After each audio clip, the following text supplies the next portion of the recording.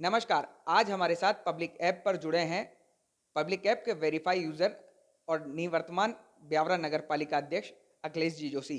आज हम उनसे ब्यावरा शहर के कई मुद्दों पर चर्चा करेंगे। सर नमस्कार, स्वागत है पब्लिक ऐप पर। नमस्कार गोविंद जी, आपका भी बहुत बहुत स्वागत है। सर हम आज बात करना चाहेंगे ब्यावरा शहर में आपका पिछले 5 साल का जो कार्यकाल रहा है, कई विकास कार्य जो हुए हैं, क्या क्या विकास कार्य हुए हैं जो जनता के बीच में हम रखना चाहेंगे आज। मैं सर्वप्रथम पब्लिक ऐप के आप सभी यूज़रों को और गोविंद जी आपको बहुत बहुत धन्यवाद देता हूँ। ब्यावरा शहर में विगत 5 वर्षों में जब 7 जनवरी 2015 को मैंने कार्यभार संभाला था, उसके पहले की स्थिति में और हमारे 5 वर्षों के कार्यकाल की स्थिति को आप यदि देखेंगे तो हमने आमूलचूल परिवर्तन इस शहर में किया है और मैं संतुष्ट हूँ इस बात के लिए कि जो कोशिश हमने की, जिस रास्ते पर इस शहर को लाने का प्रयास किया, उसमें हम काफ़ी कामयाब रहे। शहर में सर पेयजल, सड़क और अपने बिजली के लिए क्या क्या व्यवस्थाएं आपके कार्यकाल में हुई? देखिए, मैं आपको बताता हूँ। पेयजल के लिए माननीय मुख्यमंत्री पेयजल योजना का हमने यहाँ पर विस्तार किया है। हमारे शहर की जो भगतपुरा की टंकी है वो स्टार्ट हो गई है।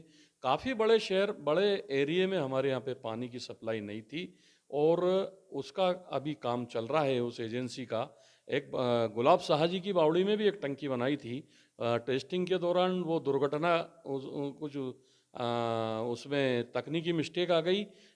चूँकि मैं भी उस कार्य से संतुष्ट नहीं था, उसके लिए मैंने कई बार उस सर उसमें भ्रष्टाचार के भी आरोप नहीं, लगाए गए। भ्रष्टाचार का आरोप नहीं है। एक्चुअल में ठेकेदार के द्वारा उसमें तकनीकी खामियां, भ्रष्टाचार भ्रष्टाचार के आरोप तो बेबुनियाद हैं, लेकिन तकनीकी खामियां थी, उसको स्वीकार उस ठेकेदार ने किया है।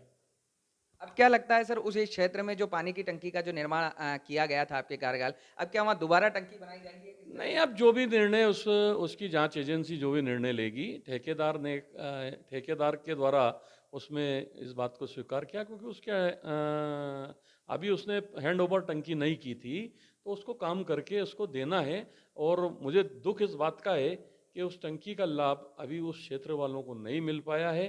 इस बात की बहुत खुशी है मुझे कि जिस दिन वो टंकी गिरी, मैं चूंकि उस कार्य से संतुष्ट नहीं था, वो जब टंकी का नीचे का स्लैब गिरा तो मैंने सबसे पहले ये कहा, मैंने कहा बहुत अच्छा हुआ ये समय पर गिर गई, क्योंकि उसका जो काम करने का तरीका था वह ठीक नहीं था।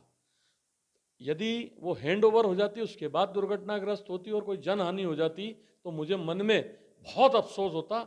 ये मैं ईश्वर को धन्यवाद देता हूँ कि समय रहते उस चीज़ को पकड़ लिया गया और वह त्रुटि सुधार होने योग्य है। सड़कों को लेकर क्या हुआ है आपके कार्यकाल में, क्या विकास हुआ? देखिए, आपको मैं बताता हूँ।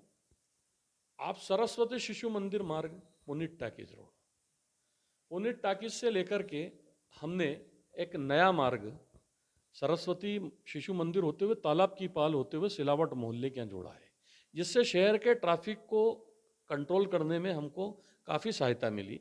आज उधर के अंजनी लाल मंदिर साइड के या उधर के जो लोग हैं वो सुठालिया रोड मंडी से कनेक्ट सीधे उसी मार्ग से हुए हैं और काफ़ी यातायात का दबाव कम हुआ है। इस मध्य मार्ग में जो हमारा पुराना एबी रोड है, उस एबी रोड में लोक निर्माण विभाग की और के द्वारा, वह भी हमारे माननीय मंत्री जी के और माननीय मुख्यमंत्री जी के सहयोग से वह मार्ग भी हमको मिला।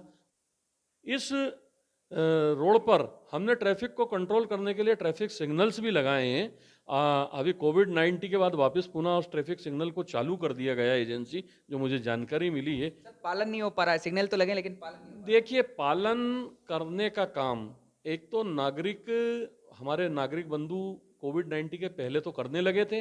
अब स्थानीय शासन, नगर पालिका, पुलिस प्रशासन और अब एसडीएम प्रशासक महोदय हैं यहाँ पर, तो मेरा उनसे इस माध्यम से भी निवेदन है कि ट्रैफिक पुलिस और पालन कराने के लिए कुछ स्वयंसेवी लोगों को भी उतरना चाहिए, क्योंकि इससे हमारे शहर की यातायात व्यवस्था सदृढ़ होगी। तो ये थे हमारे साथ ब्यावरा के निवर्तमान नगर पालिका अध्यक्ष अखिलेश जी जोशी, जिनसे शहर के कई मुद्दों पर हमने चर्चा की और आगे भी लगातार हम इनसे चर्चा करते रहेंगे।